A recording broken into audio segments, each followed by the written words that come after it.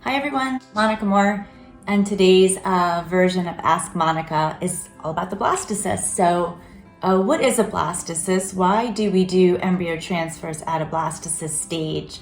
What is the benefit of that? So a blastocyst is an embryo that is at the stage, it's usually a 5 or 6 day old embryo, that is at the stage at which implantation takes place.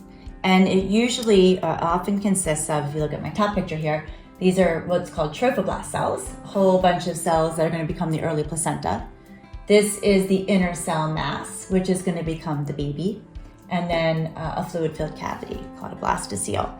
And so this is the stage at which an embryo implants into the uterus. And when we transfer it, it usually swims around for a couple of hours to a day or two, finds its cozy spot and transfers there.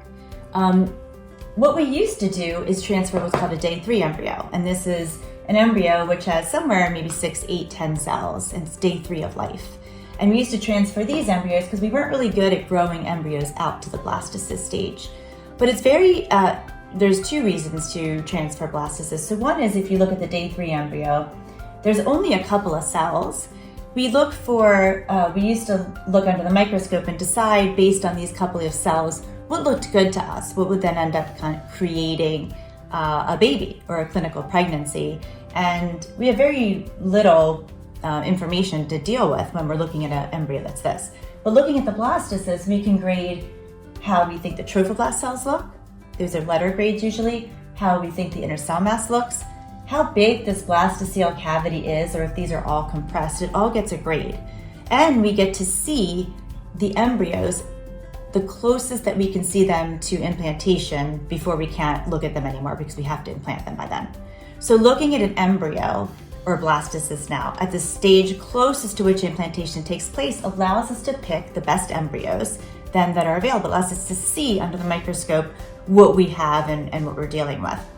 The other circumstance or situation is that there's a lot of loss or attrition that's normal between day 3 and a blastocyst, and this is just normal human female physiology. We start off, and we have another Ask Monica about this, with many eggs, then it becomes mature eggs, then it becomes embryos.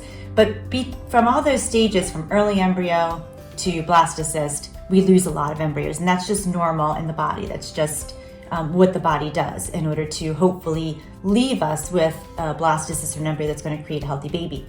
So we would want that to take place inside in the lab as opposed to inside the body, so that we know that the blastocysts that remain when we check them on day 5 are the ones the body wants to kind of keep.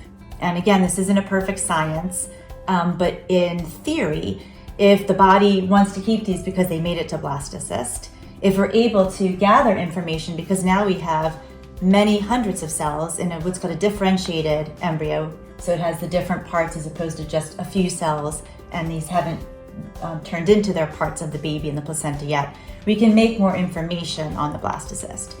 And the last reason is, when we do PGS or embryo biopsy, we sample a few of these outside or trophoblast cells.